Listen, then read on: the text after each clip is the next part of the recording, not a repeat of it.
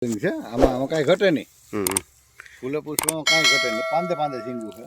એટલે મતલબ ટૂંકી ગાંઠે આનું ટૂંકી ગાંઠે ફૂટ છે. બરોબર છે. ટૂંકી ગાંઠે આનું વાવેતર ટૂંકી ગાંઠે કરાય તો આ વાવેતર કરાય. વચમાં વાવ્યું તો આ જ વસ્તુ હોય. બરોબર.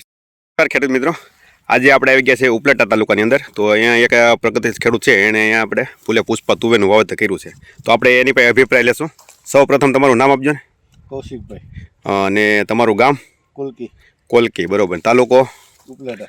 અને જિલ્લો રાજકોટ. જિલ્લો રાજકોટ. બરોબર. તમે આ કઈ તુવેર વાવેતર કરેલ છે? ફૂલે પુષ્પા. બરોબર છે. અને કેટલા વીઘાનું વાવેતર છે? 10 વીઘાનું હોય સાહેબ. બરોબર છે. અને તમે બીજી તમારા ખેતરમાં બીજી હોતી તુવેર વાવી છે કે નથી વાવી? છે.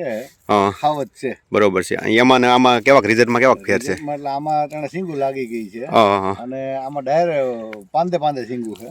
એટલે મતલબ આ ટૂંકી ગાંઠે આનું ટૂંકી ગાંઠે ફૂટ છે. બરોબર છે. ટૂંકી ગાંઠે આનું વાવેતર ટૂંકી ગાંઠે કરાય તો આ વાવેતર કરાય. હવે હું તમને છે ને આખો ઘેરો બતાવું. આપણે એક છોડવો કોઈ સારી જગ્યાએથી લઈ અને એ રીતે નથી બતાવતા. આખો ઘેરો અને એક લાઈન જ બતાવી, જેથી કરીને ખેડૂતને એવું છે કે થોડુંક એક અંદાજ કાઢવામાં પણ ફાઇનલ છે ખ્યાલ આવે. મોલની વચમાં વાવ્યું તો આ જ વસ્તુ હોય. બરોબર છે. મોલની વચમાં વાવ્યું તો આ જ વસ્તુ હોય. સમજી ગયા? આ જો અત્યારે નમવા માંડી છે. હા, બરાબર. હજી તો તમારે એમાંનો ફ્લાવરિંગ સ્ટેજમાં છે. આમ 83 થાય છે. નમવા માંડી છે તો આ સિંગુનું વજન થાય તો શું થાય? આ સુઈ જ જાય, બકરો આ લેવું થઈ જાય. બરોબર છે. બકરો આ લેવું થઈ જાય. તો આ ચાલુ જ છે. બરોબર જ નથી થતું. એટલે આ બધું ચાલુ જ છે. તો કારણ કે આને ખાતરનું પૌષ્ટિક મળી ગયું એટલે આ બધું ચાલુ જ છે તમારું. બરોબર છે.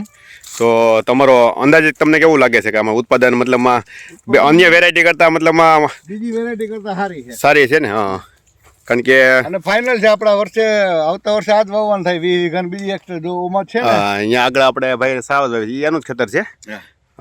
ઈ સાવજ વાળામાં વાવવાની આ જ થાય છે. અને હાઈતમ ઉપર આને હે ને મોડી વાવવી પડે, પેલી નહીં હાલે. એમાં એવું છે કે જો પાછું આપણે થોડુંક મોડું વાવી ને તો થોડોક ગ્રોથ ઓછો થતો હોય છે. કારણ કે એવું છે કે પછી આપણે ભૂર પવન ચાલુ થઈ જાય ને એટલે એનો નહીં હાઈતમ ઉપર વાવી દે એટલે કામ પૂરું તમારું. બરોબર છે. હાઈતમે વાવી જ પડી દે આને. હાઈતમની મેં હાઈતમની 10 દિવસ પહેલા વાવી છે. આવડ્યા તુવેર? હા, જન્માષ્ટમીના 10 દિવસ પહેલા મેં વાવી. બરોબર છે. ના વ્યવસ્થિત છે, એમાં કઈ ઘટે નહીં. તો ખેડૂત મિત્રો, આ રીતનું અત્યારે ફ્લાવરિંગ છે. ના બહુ હાઈ ક્લાસ ફ્લાવરિંગ છે. આમાં કાંઈ ઘટે નહીં.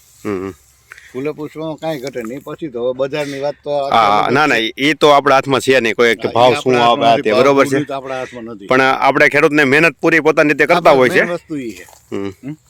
તો ફાઇનલ ખેડૂત મિત્રો, આપણે ઉપલેટા તાલુકાની અંદર હતા, આજે કોલકી ગામની અંદર. તો કીધું આપણે કૌશિકભાઈની વાડી આવ્યા હતા. કીધું આપણે ખેડૂત મિત્રને બતાવી કે એમની તુવેર પુષ્પા કેવડી છે. હવે તમે નીચેથી તમે જુઓ તો બધી નીચેથી નહીં એવો જ ફાલ છે બધી જગ્યાએ.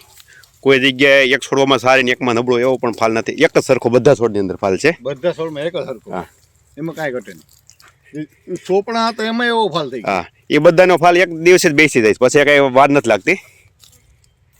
નહીં તો આપણે સોંપી એને વાર લાગે એવું કાંઈ નથી. બરોબર છે. એક સરખો જ ફાલ બે. તો ખેડૂત મિત્રો, આજે હું એક ઓળે એટલા માટે બતાવું છું જેથી કરીને તમને પણ ખ્યાલ આવે.